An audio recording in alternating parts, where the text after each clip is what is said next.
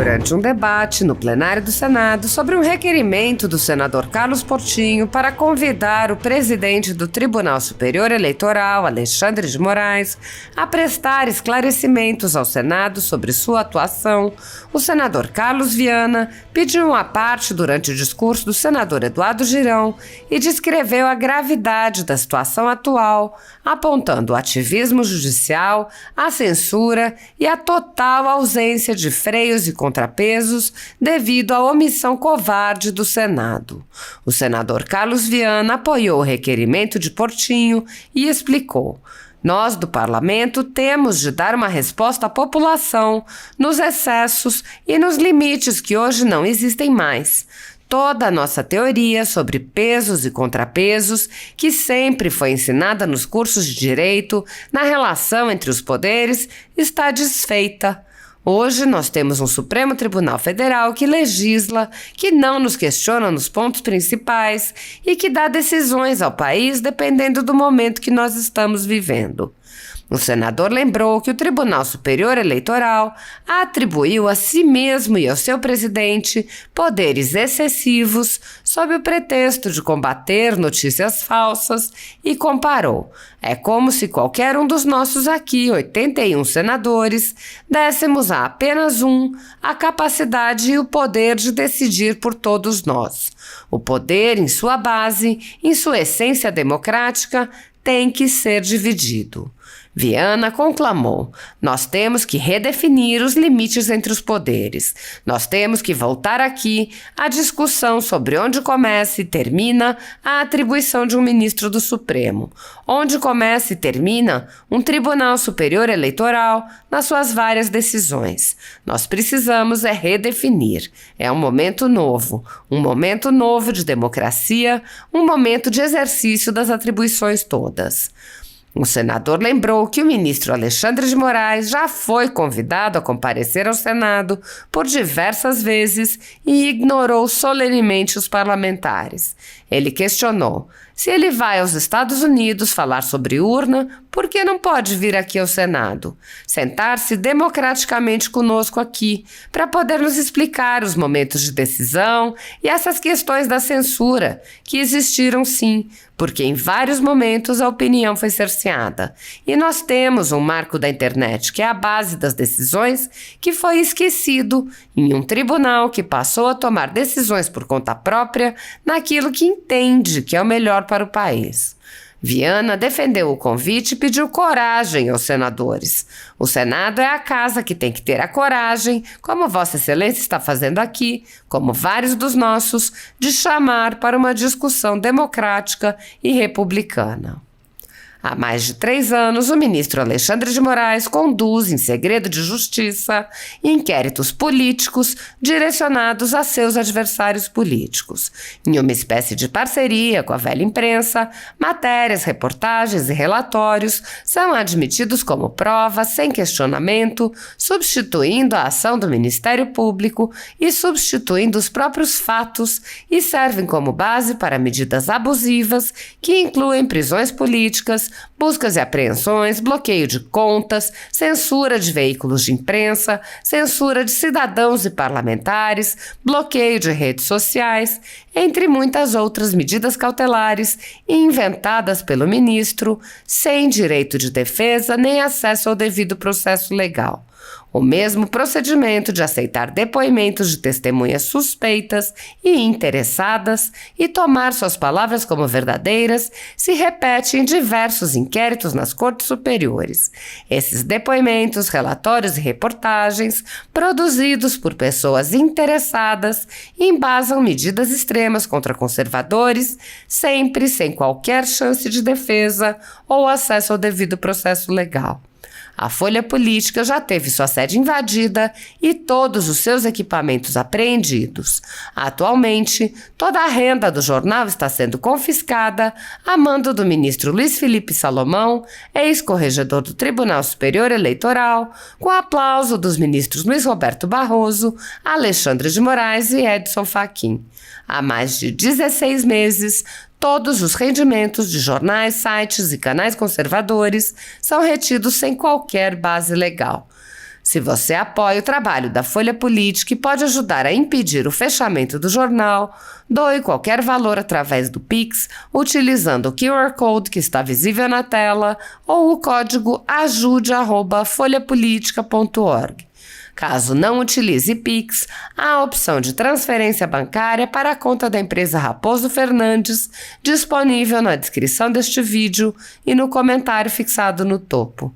Há 10 anos, a Folha Política vem fazendo a cobertura da política brasileira, quebrando a espiral do silêncio imposta pelo cartel midiático que quer calar vozes conservadoras.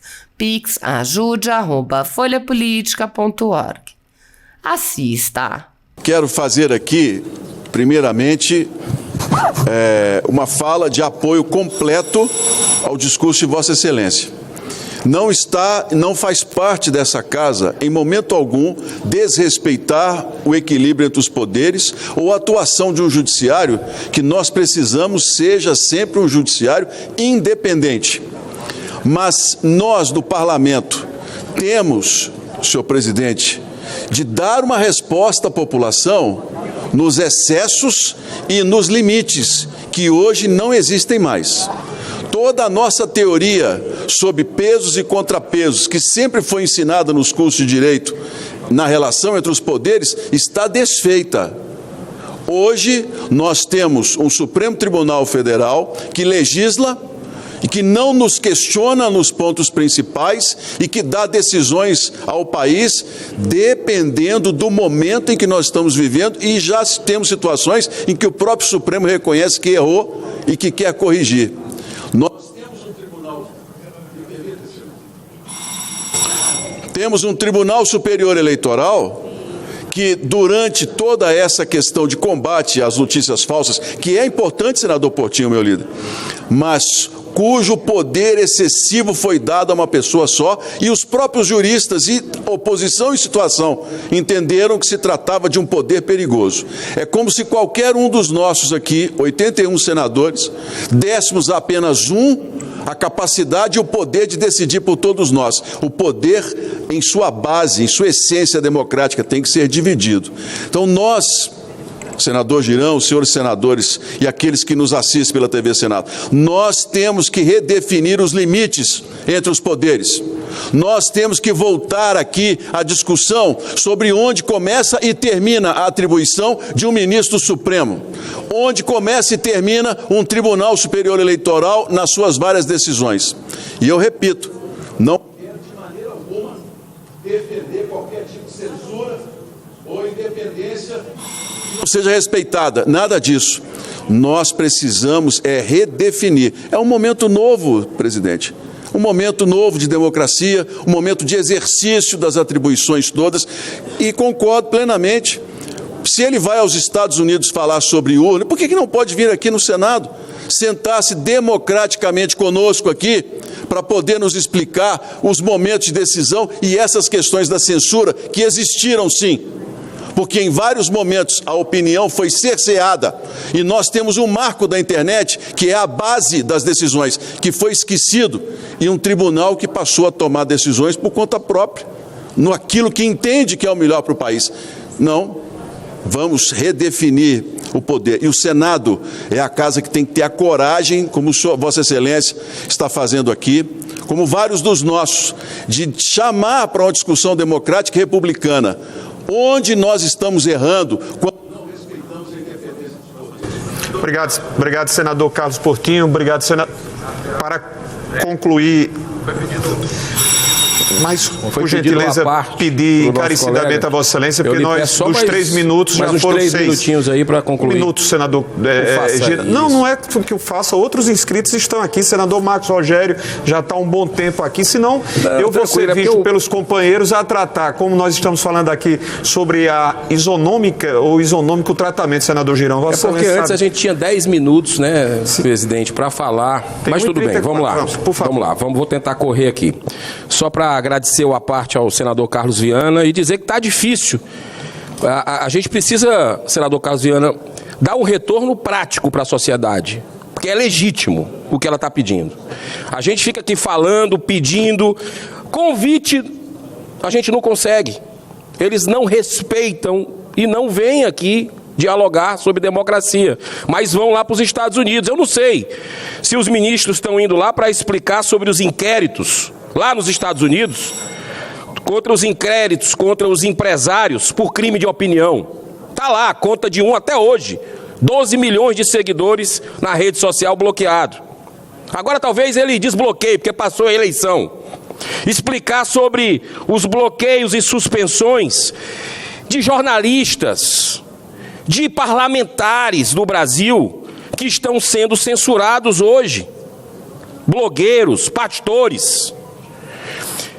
Explicar sobre a censura prévia do Brasil Paralelo, onde a sua própria colega, a ministra Carmen Lúcia, afirmou ser flagrantemente inconstitucional, mas disse o seguinte: democracia a gente vê depois do dia 30. E já passou o dia 30, voltou a democracia? Dos mais, senhor presidente, para encerrar, 1 minuto para encerrar, por favor. Dos mais de 200 países do mundo, apenas 11 têm estruturas semelhantes ao TSE, para cuidar especificamente de eleições democráticas. O TSE custa para os brasileiros mais de 2 bilhões de reais por ano. Ano de 2020, a base desse cálculo. Então, se tem apenas um país no mundo que não deveria ter jamais qualquer questionamento sobre a lisura e a imparcialidade no processo eleitoral, esse país deveria ser o Brasil. Mas não é o que aconteceu ao longo, principalmente, do segundo turno que nós vivemos, em que muitas vezes o TSE adotou o comportamento típico de um partido político. Por tudo isso, fica fácil entender as razões que levaram o ministro Alexandre de Moraes a ser o campeão absoluto dos pedidos de impeachment. Aqui foram 26 desde 2019. O que não dá para entender é a total passividade desse Senado no momento tão crítico dessa história. Muito obrigado pela paciência, senhor presidente. Muita paz, Deus abençoe essa casa. Amém. Assim tem sido feito. Senador Marcos Rogério. O presidente, ele vem com essa tranquilidade toda lá das nossas águas. João Pessoa, mergulha, quando vem aqui tranquilo, né? Muito obrigado. Senhor presidente, senhoras e senhores dessa sessão, meu querido irmão veneziano Vital do Rego, senhoras senadoras, senhores senadores, funcionários aqui dessa casa, brasileiros que estão visitando aqui o Senado, é sempre bom a presença de vocês aqui, se aproximarem dessa casa, porque nós estamos aqui para servi-los e não para sermos servidos. E cada vez mais é importante a presença de vocês, sempre de forma respeitosa, ordeira, mas chegando junto, porque nós estamos vivendo um momento muito delicado da nossa nação, senhor presidente. Eu quero aqui reiterar o pedido feito pelo senador Portinho com relação à votação desse requerimento. Que o senador Rodrigo Pacheco tenha sabedoria, discernimento para fazer esse pequeno, grande gesto para a sociedade brasileira que está sedenta por justiça em nosso país. Então é um gesto respeitoso, chamar o ministro do Supremo, responsável, né, pelo TSE, todo esse processo, para debater conosco como é que foi essas medidas tomadas naquele tribunal importante para a República. Mas que tem sido, a gente tem visto isso aí nas ruas, pessoas idosas, crianças, brasileiro de bem, tem sido contestada no desespero. O que está acontecendo hoje, senador Plínio, é um desespero da população que viu um processo parcial acontecer durante esse pleito. Esse é o fato. Eu não quero nem entrar em questão se houve fraude, se não houve. Não é nosso papel isso, não somos técnicos para isso. Se tiver indício, tem que ser investigado, sim. Mas que o processo foi completamente tendencioso, isso aí eu acho que ninguém tem dúvida. Com as decisões de censura, de não poder falar certas coisas de um candidato, de inserções a mais para outro, enfim. Hoje eu quero iniciar esse pronunciamento prestando solidariedade aos brasileiros e brasileiras que estão tendo sua liberdade de expressão caçada pela censura autoritária em curso no Brasil.